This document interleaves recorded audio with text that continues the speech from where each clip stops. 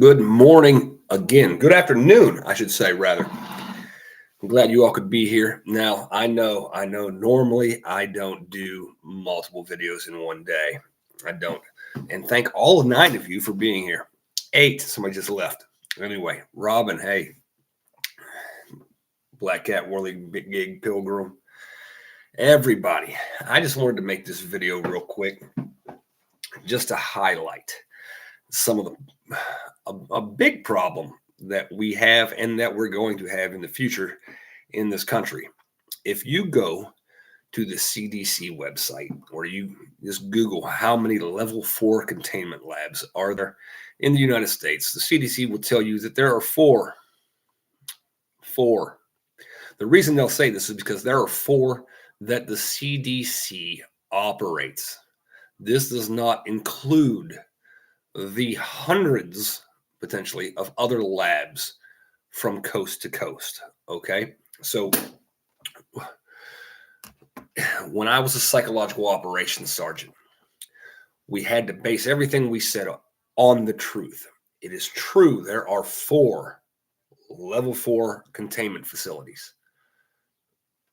The gray area, the part where the lie or the omission is that's just talking about the CDC itself. There are 4 that it basically oversees. There are, well, I'll go through them in a little bit. All these black dots. I don't know if you can see all these little black dots I've put on here. These are just ones that I was like, oh, well, there's one there. There's one there. There's one there. There's one there. Basically down the entire eastern seaboard, across through Atlanta, Georgia, into Alabama, Tennessee, and Kentucky. You guys all have level 4 shit going on there. Level 3 or 4. The difference between level 3 and level 4 is level 4 is for exotics. All right. Think Ebola, Marburg virus, hemorrhagic fevers that aren't from this continent. That's level 4. That's the only thing that differentiates between level 4 and level 3. All right. Just exotic. That's it. All right. The containment procedures are the same. But these, all the way down, they're putting a new one in Fort Carson. And they have one all the way up in Montana, Seattle, San Francisco, Irvine, California, basically everywhere. And these are just the ones associated with the federal government. Okay.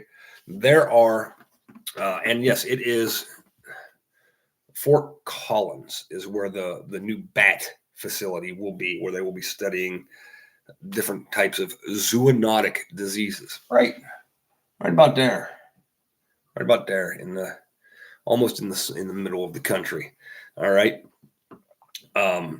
It's going to be a 14,000 square foot facility, but level 4 and 3. We'll go over these that are currently listed somewhere under the guidance of, or these are the ones that are under the CDC, the federal government.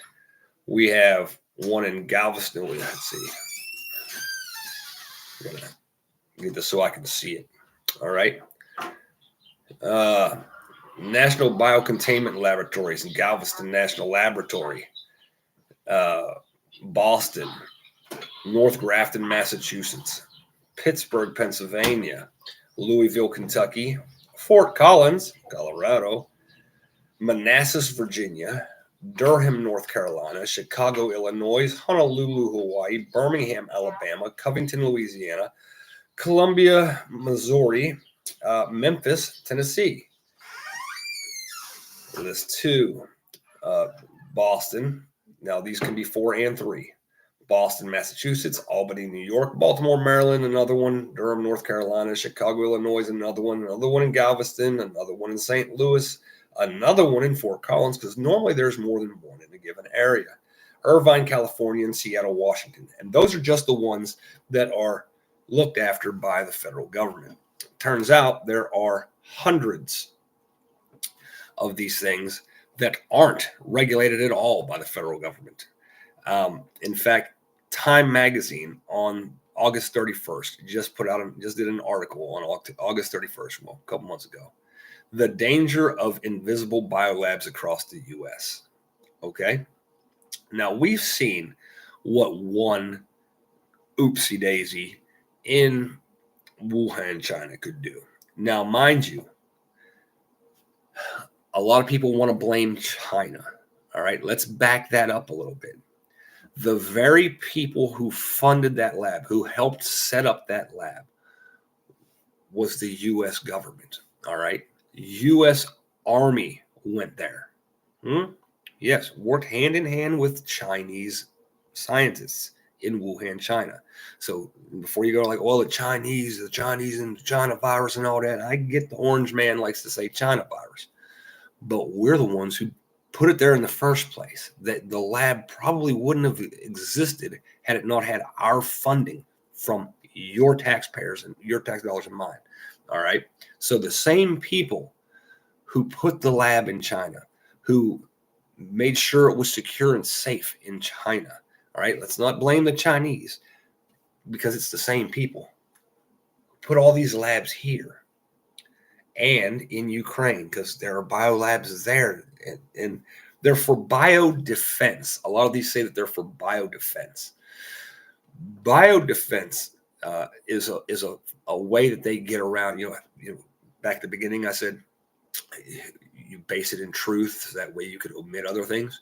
When the government says something's for biodefense, it's also for biooffense.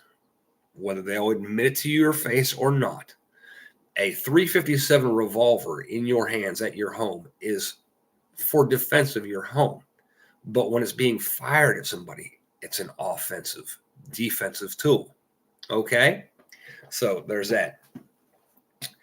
I pulled up an article from 2015 that simply, I'll just have to read it for you. High-profile lab accidents last year, talking about 2014, and things haven't gotten better.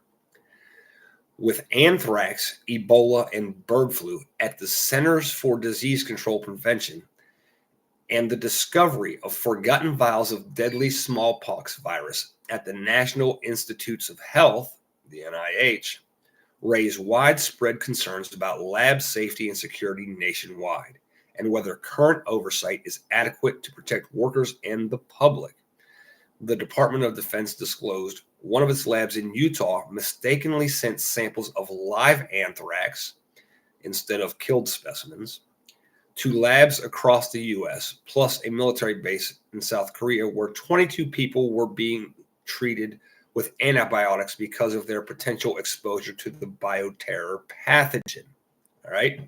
18 labs in 9 states received the samples, the CDC said. This is not uncommon for them to have these types of snafus, all right? These oopsie daisies. So just the fact that they're building another lab, the BioBat lab, that everybody's like, oh my goodness, they're building another biolab, which I was like that at first. Well, they're putting another lab. When I started digging at how many labs there are, they are everywhere, and it's ridiculous. High-profile lab accidents last year with anthrax, Ebola, bird flu. Already read that. Okay. This is from a reporter. Which one was it? USA Today. That was USA Today. All right. That reported that. They revealed that hundreds of lab mistakes, safety violations, and near-miss incidents have occurred in biological laboratories coast to coast in recent years. It puts their colleagues and even sometimes the public at risk.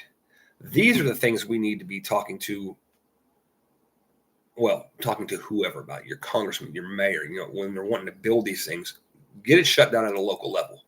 But what can you do? You can prepare for when, not if, when they decide to either have an accident or and not an accident, if you know what I'm saying. Those flags that we don't like, those false ones, because there is nastiness all around. Hemorrhagic fevers through the roof, everywhere, just all willy-nilly, some shit being sent out on accidents, things like that. there was just let me see if I can find it here. Just last year, there was a lab in California that was run by a civilian company that had all kinds of nastiness involved. The only things that are not regulated for the most part are Ebola and hemorrhagic fevers. Ebola is a hemorrhagic fever. Ebola, something else. Was it Marburg? Oh, anthrax.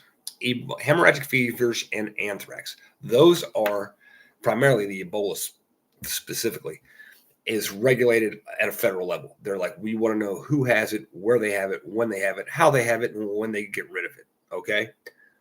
But other than that, there's a whole lot of other viruses that our government is just completely like, oh, I don't, if you got it, you got it. Just try to be safe with it. All right. Hantavirus, tuberculosis. All right. There are dangerous, deadly viruses out there. And basically, you can start your own business,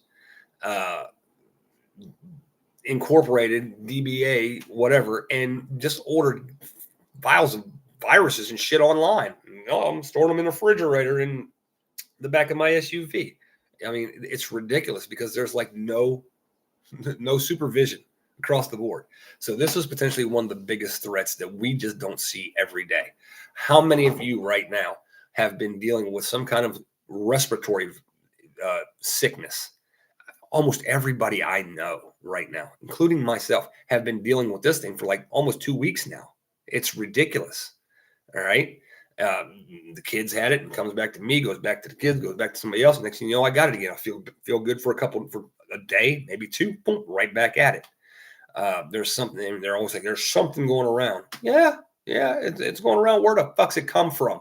Because we didn't have these problems 15 years ago. But the more of these that fucking pop up, the more and more that something's going around nowadays. And if you think it's just a coincidence, I don't know what to tell you. What's going on in the chat? Pilgrim says we've had it a couple of times. They're all around us. Yes, Robin.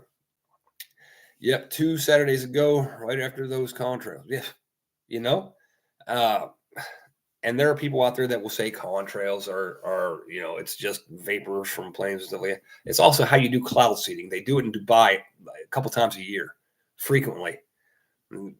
Plane goes, contrails come out. Next thing you know, they make it rain. Okay. Yes, it's how we disperse fucking Agent Orange also. So before anybody says, oh, whoa, contrails are just contrails, yeah, tell that to people who suffer from Agent Orange. Yeah. Oh, I can't tag Robin on what? Hold on. Somebody said I can't tag somebody on something. Let me hop in the chat real quick. I can't tag Robin on my phone. Just try. I don't know. I didn't. Robin's not blocked on anything. Let me check. No. Robin's fine. I don't know. I don't know what's wrong with Robin. Don't know why you wouldn't be able to. Robin has not been. Robin's right there. She's right there. I see her. Robin Prater has not been barred or banned. There's only one person's been barred or banned so far, and that's because I don't care what you say. If you plead guilty to diddling juveniles, then you're guilty. I don't care what you say. Don't care. No excuse for it. And I saw your documents. I saw your court papers. Anyway, yeah, there's only one person that's banned from here. Okay. Pilgrims has agreed. So while you can stack up on your over-the-counters, your vitamins, all right, things that will help prevent you from getting sick. Okay. Things like zinc, iron, B6, B12, all the Bs, the A through zincs. Okay. Zinc is a viral, it helps reduce viral replication. Okay. So if you have high enough zinc levels in your body, viruses have a hard time reproducing inside your body. That's a scientific fact. I learned that from MedCram, actually. Um, MacGyver prepping says something. Buffer. They said don't talk about the sensors that way. Fire cider and elderberry syrup. I know. Is that the stuff you gave Angel, Dome Seeker, the little jar? I think that's what you gave her. If it is, I think it's in the refrigerator, and I'll have to take some. Michael G is grim. Yeah, I remember that guy. That, I don't know, he slipped and fell, and his stepkid got pregnant or something. Yeah, that was, I don't know. But anyway, yeah, so stay healthy. Buy your over-the-counters while you can, especially your vitamins. Keep your vitamins. And I know it's a pain in the butt trying to go and keep up on, oh, am I deficient in this? Am I deficient in that? Yes, you're deficient in it because you're an American. And that's the first world. That's a first world American problem, is that our poor people are fat. Okay. Because we eat lots and lots of bad food. Third world problem is their poor people are skinny as bones because they just don't have the food. But both of us on both sides of the spectrum are deficient because of the shit we eat most of the time or don't eat. Okay. So unless you're eating lots of veggies, lots of raw meats, all the time in good balance, then you're deficient in some shit. All right. Whether it be sunlight, vitamin D, whatever. Get outside, get you some vitamin D. It's free. It's free on a sunny day. And stock up on your basic vitamins and just take them. Just take them. Just take them. Just keep swimming. Just keep like that. Okay. McRibs are not food.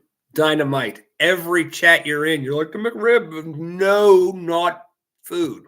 Look, it's like Soylent Green. Okay. I'm deficient till I get an M1 Abrams and Apache. Yes. Vitamin minerals can do what doctors would say is miracles. You are correct, Denise Hatton. You are correct. I haven't seen you here before, so hi. Glad you can be here. At least I don't remember. Of course, I got some short-term memory issues sometimes. Maybe concussions, whatever. I forget stuff a lot. McRib is nasty. Barf. Well, that's how they make it. The barf is McNasty. How you doing? That'd be my stage name, Nasty. Anyway, that'd be Dynamite's stage name. I can see him coming out in his kilt. Oh man, we're gonna start OnlyFans. Prepper OnlyFans for Dynamite. Oh, Dome Seekers are laughing at that one. All right, I just wanted you guys to be aware that it is ridiculous the number of freaking labs that are out there. They're everywhere. They're like everywhere. And that you want to talk about sleeper cells. Forget a sleeper cell targeting the grid. Imagine a secret cell blowing a hole through the wall, one of them places, and letting the nasties loose on the wind. Yes. Yeah. Take sleeper cell and bioterrorism. Yeah. Because most of these places are not like Fort Knox. They're not. I mean, no. I mean, Fort Detrick, Maryland. Yeah. But most of these places aren't like Fort Detrick, Maryland. All right. They're pretty soft targets. Just saying. Pretty soft targets. The fact that I could find them in like 20 minutes on the Google. I mean, they're soft targets. Okay. So think about these things. Take precautions. How do you keep a virus out of your house? Maybe you make a clean room. I mean, there's other prepping channels have talked about this stuff before. Duct tape. But how do you in the wintertime? Lots of us, when I grew up, we was poor, still poor. We'll put plastic around the windows, all right, and seal them to keep the air out because it was cold and to keep the heat in. It's the same way you keep viruses out, all right. Literally, when they put on those suits, they put actual duct tape around the openings where gloves go on and connect. Like they use the government uses that to keep themselves safe. So yes, your ventilation, charcoal filters for ventilation. If you want to know more about how to set up a charcoal ventilation system for your house, the one of the best places. Forget, oh, I'm going to look up how to, create a biocontainment facility. No, look up a grow room. All right, like the illegal growers or pick High Times magazine. All right, because back in the day when weed was illegal, people would grow it in their houses and they couldn't have the smell going outside of the house, so they have big ass charcoal filters that they pump their air in and out of. Same shit. Okay, so yes, that's how you can filter your air. Charcoal filters, the same way that you hide pot houses. Okay, so think about that. UV light. UV light kills viruses a lot of the time. Okay, UV light. You can put UV light grow lights in your house. It's also good for you if you live like where I'm at in North, where it gets dark early and stays dark late. All right. This time of year, a lot of people have SADS. All right. The seasonal adjustment disorder syndrome. I think that's what it's called. But like it starts messing with your head because you don't have enough UV light. Well, okay, there's a solution. Grow lights. Okay. You put a couple of them up in your corner. Good to go. All right. It'll help. All right. I own a commercial grow. I can build a mean clean room. Yeah. See, MacGyver Prepping knows what I'm talking about. It's the same concepts. You want to, yes, clean the air, keep biocontaminants from here, from going there. You couldn't let pollen go from one place to another because, God forbid, yeah, guarantee he knows what I'm talking about. The only thing you don't got to do is you don't got to do no cloning. So you may have some grow lights. See, there you go. OFC Nation. Haven't heard that in a while. I mean, I think it's still on my emails, but yeah, order from chaos. Together we will bring order from chaos. But all right, thank you all for coming back. I hope this helps open some eyeballs, makes you think. Prevailing winds can be nasty. Do some research in your area, wherever you are, and see which one is closest to you. Because I guarantee you, I promise you, there's one somewhere not too far from you. Okay, because from what I see, it's like an hour. Like the closest one to me is 45 minutes away from me. Thank God it's against it'd have to go against the wind to get to me if something did happen. But the closest one to me is 45 minutes up in Pittsburgh. But there's other ones that are just 2 hours to the west of me. So I mean, they're everywhere. It's yeah. Yeah. All right, guys. Have a good day. God bless. I'm out of here. Thank you for thank all of you for being here.